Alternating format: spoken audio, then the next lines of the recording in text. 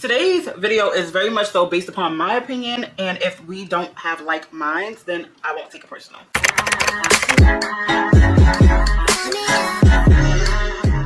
What is up, you guys? It is your good sis, Yamani Alexis. Welcome back to the channel, the video, the banger, whatever you want to call it. I spent the last 3 months of my life catching up on that Real Housewives of Atlanta franchise, and it took me about 3 months to watch 15 seasons, which is a long time when you're a busy woman like me. Okay, so if I wasn't influenced by at least one of them, there's a problem.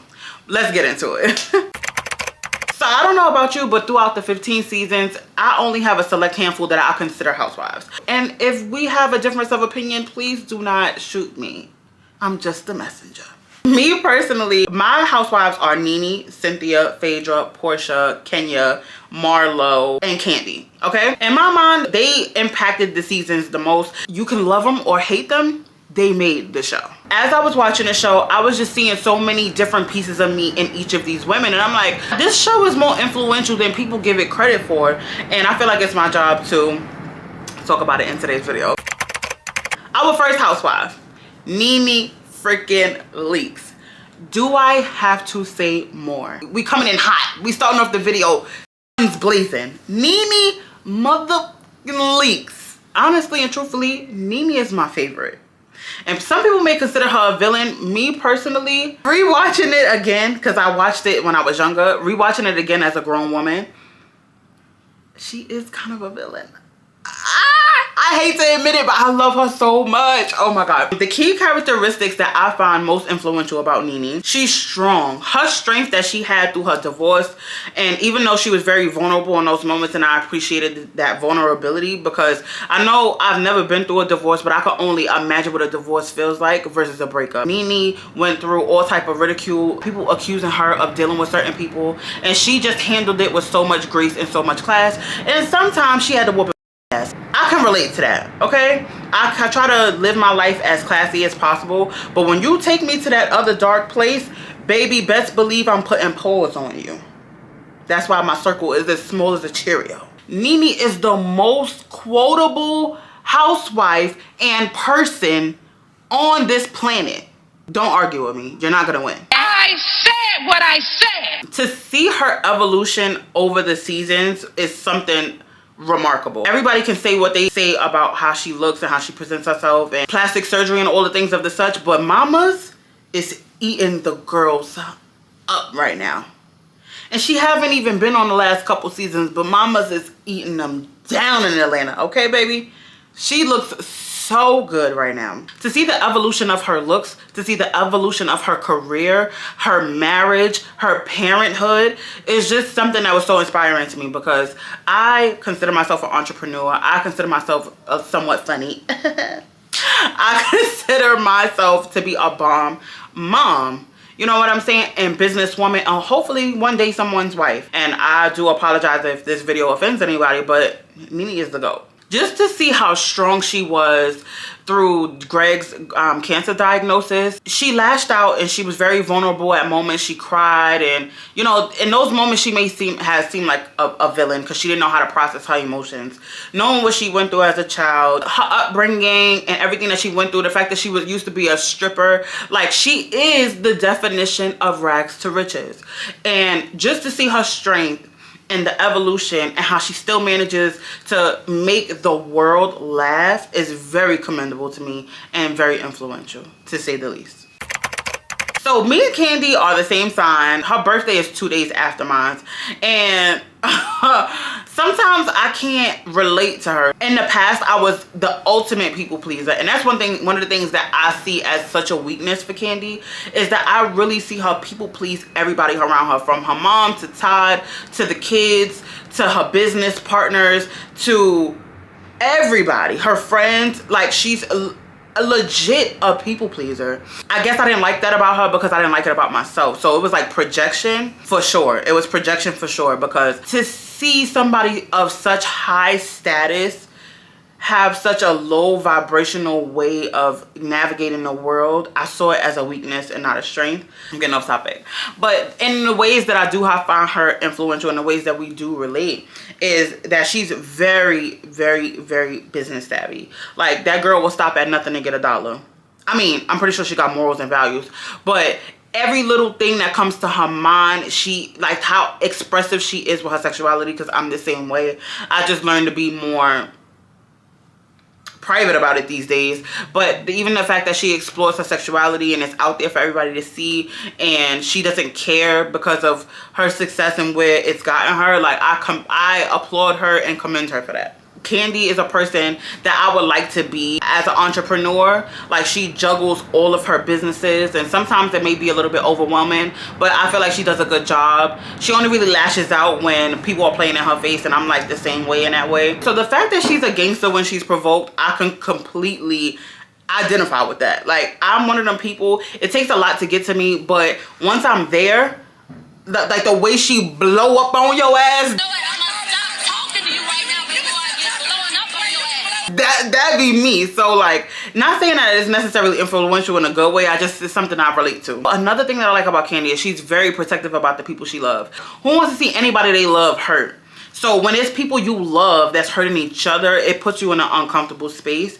And sometimes it comes off like as if she's people pleasing, but I think she's just trying to have the best interest for everybody involved a lot of the times. Very business savvy. She is a juggler of sorts, and she is a good mom, and she often has mom guilt like I often do, which led me to being an entrepreneur, because I wanted to be there for all my children, in present and future tense, but my child's sports events, any shows he has at school. I just want to be fully hands-on and present. So mom guilt with me working definitely used to creep in with me being a single mom. But those are the things that I like about Candy, and the fact that she blow up on your ass. Okay, next housewife. This next housewife is my least favorite. I just feel like she came into the series and stirred up so much bullshit. But she has a lot of things, some things about her that I could kind of get behind. With all taste, I'm going to move forward with the next housewife. And this housewife's name is Kenya Moore. Or Kenya Moore whore. I don't know who has the most nicknames on the show. It's between Kenya and Portia. I promise you, it's between Kenya and Portia that got the most nicknames on the show. In regards to Kenya, with all the drama that she stirs up on the show, it does make for viewers. It does make for entertainment, and people are eating it up, and you can't be mad at the name of the game. This is the entertainment business, right? So a lot of the times I try not to take anything that Kenya does personally, or I try not to hate her too much, because I know essentially in a way she's playing a character, and she does have a lot of past traumas that she has latched onto her. I'm not sure if she's seeking out therapy. I hope she is, but the person that she portrays, me not like it. Me not like it. One of the many things that I like about Kenya is her prestige. Like the fact that she is very proud about her, please do not let me get this wrong. She is Miss USA, right? I feel like a housewife. I don't know. It's not Miss America's, because I feel like Miss America is very pageant. I think Miss USA stands for more. So I think she was Miss USA. Yes, she was Miss USA. I'm going with that. I'm sticking with it. I'm going to stick beside her. I think it's Miss USA. All right. So she has this prestige about her. She's very proud of the black woman that she is. She's very proud of where she's come from. She has her own production company. So she's very business savvy in that way, and I truly appreciate it. Her beauty speaks for itself. I remember being a kid always wanting to know who this lady was. It was like an allure that she had about her always. And that's one of the things that I always loved about Kenya. It's her beauty and her prestige. I like her lifestyle, how she lives, how she's very diligent about her fitness, her health, her wealth, her comfortability, what she wants for herself, and regarding children, husband, family, she goes for it. She's very resilient, even though she has suffered a lot of trauma due to her upbringing. So that's a few of the things that I could really say that I stand behind in regards to Kenya that will make her influential to me or to anyone else. I also appreciate the fact that she has like this inner child innocence about her, and this vulnerability that a lot of people may or may not be able to relate to, that can make her seem less like a villain and more like a human. And I like how vulnerable she can be on camera to a fault, because sometimes that vulnerability turns into straight up nasty energy, and I just be like, yo, if I could hop in this TV screen and yank her by her wig like Portia did, I would. But moving on to the next housewife, because it's getting violent. Cynthia. This housewife has been married more than any other housewife on the show. I'm kidding. Listen, let me tell you something. I'm plus size and I make it do what it do with my little modeling and the here and the there and the things of the things, okay? So I can appreciate the lines and the grace of Cynthia and the beauty of Cynthia. I definitely appreciate that. It's very much so influential. I love how she takes her name and she puts it into everything. You gonna know who Cynthia Bailey is, okay? You gonna know who Cynthia Bailey is. She gonna put Bailey in everything possible, and I love that for her, and I love that about her. Cynthia is loyal to a fault. She's loyal, but to a fault. So it's like her loyalty runs deep for you, just as long as you don't betray her in some kind of way or continuously betray her. Cynthia can take a lot to the chin before she lashes out, before she retaliates. Like, she can take a lot, and that's something else that I admire about her, is her tenacity. That girl will take, and still be loyal to your ass. Giving her a reason not to like you from the jump, it will take her a very long time to warm up to you. But if y'all started out being friends and y'all was bosom buddies and y'all was all cool and and kiki, and y'all are buddy off the show, you got that girl's undying loyalty. Now, if you're anything like Nene, I follow Cynthia and I follow Nene on social media. So I recently seen that they rekindled their relationship, and I'm so happy for that, and I'm so happy for them. But like I said, going back to Cynthia's unwavering loyalty, Nene has sat in many of a reunion and told Cynthia to her face, I don't want no relationship with you. I am good on you. I am cool. And this girl will still say, if Nene want a relationship, if Nene wants this, I could be Nene's friend. I just don't know if I could be Nene's friend the way I used to be Nene's friend. And just to get up on a platform and let somebody else sit in your face and tell you how they're not going to be the person that you want them to be for you, and you still say, hey, if she's willing to have a relationship, I'm willing to have a relationship. Let bygones be bygones. I apologize. I'm sorry. Let's move forward. If you can still do that, I admire a woman that could take a blow to the chin as hard as Nene's and still bounce back. Okay? She also has very keep the peace energy, which I really love that, because I'm one of the people, I'm not confrontational. I don't like arguing. I don't like fighting, because when you take me there, I don't know how to come down. So I like to keep the peace. I like for everything to be mellow, yellow, all of that. You know what I'm saying? Like, I like vibes to be vibing. I can appreciate a person that always wants to keep the peace, and I feel like Candy is that way too. She tries to avoid drama, but you're a woman that got something to lose. You're a black woman that built yourself up from the bottom. No little petty little disagreements or arguments is going to take that away from you. And when you got bigger and better things to worry about, like all these women on this show, you let people have it. Like, all right, cool. I'll let you talk your shit. I'll let you do all of this. I got too much to worry about. I got kids. I got businesses. I got better things I could worry about. Better things I could argue about. And they hold it down for the most part. But when you take them there, they go there. Phaedra. I love me some Phaedra. I don't like the lying Phaedra, but I love Phaedra, right? I don't like the lies that Phaedra tell, or the inconsistencies in a Phaedra story a lot of the times. But Phaedra, as a character, as a person, as a businesswoman, as a mom, as a Southern belle, I think that's part of Phaedra that I love the most, is the Southern belle in her.